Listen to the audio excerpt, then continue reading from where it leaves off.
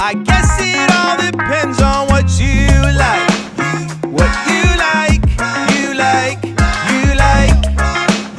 What you like, you like, you like. What you like, you like, you like. What you like, you like, you like.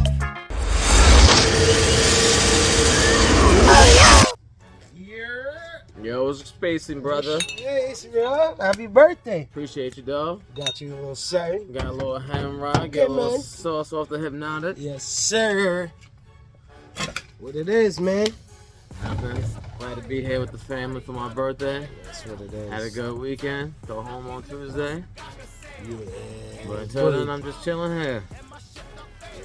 Oh, that's what's up. What you doing? The Incredible Hulk. Yeah, man. Had to give it a little throwback, you know what I mean? Last time I drank, I was on a New Year's Eve. Drank 3 cups and I threw up. Oof. Sincerely, didn't make it to the ball drop. Oh, no? Nah, then I woke up with a girlfriend the next day. Yeah.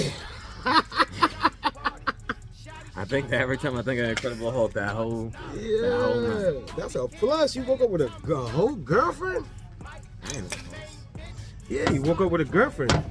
It's like when you go to Vegas or something, you wake up with a girl and be like, yo. But you don't have to deal with her later on after that. Yeah, no, that's true. Unless you get married in one of those chapels.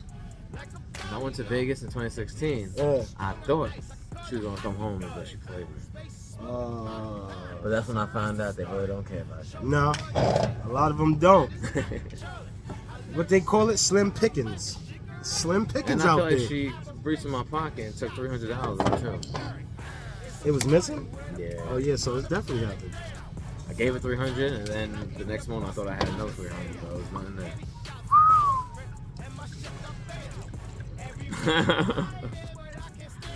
It was my first time I learned a lesson. I thought she was gonna love me. She told me that she'll be my Kim Kardashian, so I believe it. Yeah. But lesson learned. Yeah, nah. We live and we learn, definitely. She came up to me right away when I got in there. She said, "You want some Hennessy?" And I was like, "Ah, perfect." I said, "You already know what time we on." But never again. I don't think I went in a strip club ever again. Actually, no, I lied. I just went in this past week. Strip clubs? Yeah, I don't fuck with strip clubs. Cause Gossip. you can't do nothing with them. Gossip. The one, yeah, right out here. Cheers, bro. Cheers, brother. Yeah, what's space? Yo, for Grove here with my boy Jizzle, baby. Okay. You already know what it is. Yes, sir. What we getting into today? What it's looking like? Alright, so we're just gonna watch a little quick few minutes on this set from a few years ago. He go by the name of Voyd. A little dark dubstep. My favorite kind of music, that is. Boy right here. Okay. So we're gonna watch a few minutes of his opening and see how it goes. Let's go.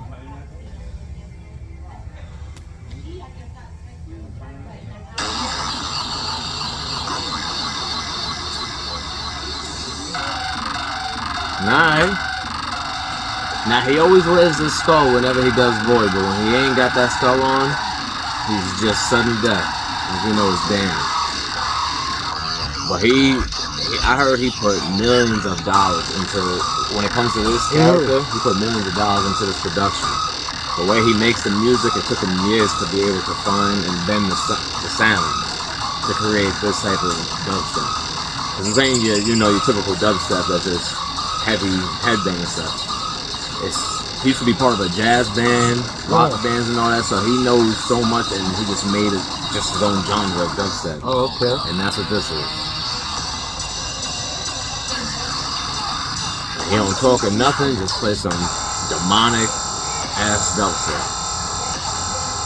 And usually when he's DJing as his regular self, he really DJs a lot, like, you know, moving the channels and all that. But when he got this on, he barely can see, so he just, you know, calmly DJs and all that. But the main thing about him, when he's like that, is just the production factor. And the whole atmosphere of the set. Like, everything's just more dark and evil. I seen one time on Twitter, he says that he cheats on the sync button on the DJ decks because he said that his headset be falling out when he got that on. He said he be breaking the headphones so he don't be knowing what song. So like He can't even pay attention to the song. So he feel his way through type. Yeah, so he'd be pressing the sync, so it automatically just blend into the next song. But this is, in EDM alone, this is probably the best side project they ever ordered.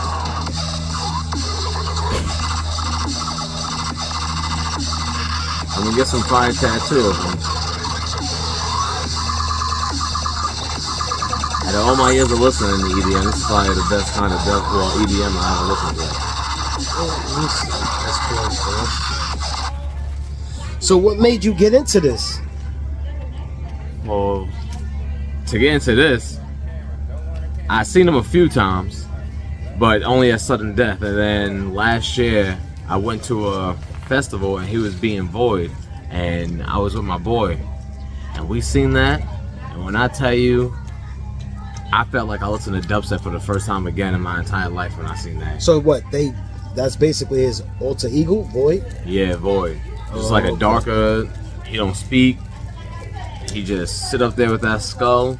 His production of like the visuals and everything is completely different than when he's, sudden death. It's just a completely different show. And it was the first time he brought out Voyd again since quarantine. So yeah, he was sitting on so much new music. Yeah. When it played last year at that festival, me and my boys in that crowd losing it. And then I was about to leave because I had planned to leave 20 minutes in to go see another DJ at another set. But then he looked at me, he was like, yo, he said, Jay, he said, you sure you want to leave this? And I was like, you know what? I said, you're right. I said, I ain't going nowhere. And we just sitting there losing it for the longest. People just coming up to us and was looking at us like, fuck it up. And we just bugging. Yeah, that's lit. Nah, yeah. First time I seen him, I was like, yo, this is my, hands down, my favorite kind of dubstep and my favorite kind of EDM, period. Yeah, this got to be like a whole new different type of world. Y'all must live in Yo, when I tell you, when I see where dubstep came from the beginning to barely getting on lineups for festivals to where it is now selling out like full packed football arenas, they selling out. And just when I look at it from all the way in the back in the day, I'm happy I was here for the whole ride. No, definitely. Yeah, I can I love it so much because it's such a niche for you to have that you don't, that so much people, like a lot of people obviously don't like this type of stuff, so it means more for us to like it. Of course, it's like an in-house. Yeah. And it's just you either and it's not even like it or not, it's either you love it or you don't. Yeah. No. Because I can sit there during the whole entire day just listening to it, and I don't even care. All right, so let's get back into this. Let's see.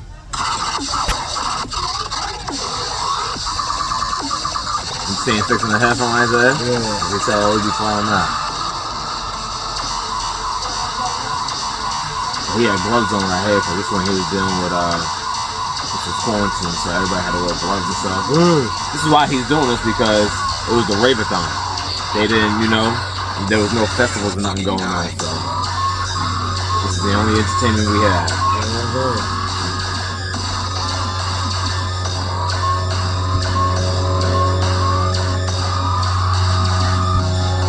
They had a nice setup and everything for this. You see the visuals and all that, like it'll be all that's different from his old, like his sudden death stuff.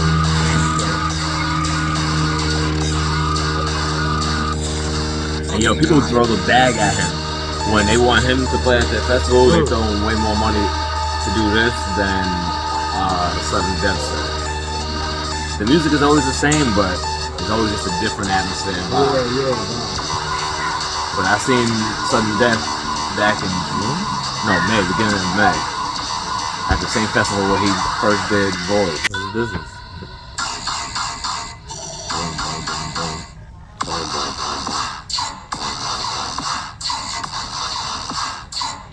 But yeah, he gets paid a lot more to do this than he does for Sudden Death itself.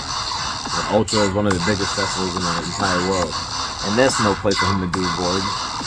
But he did it there, and I know he got a lot of money for it. Yeah, they like highest paid in music right now.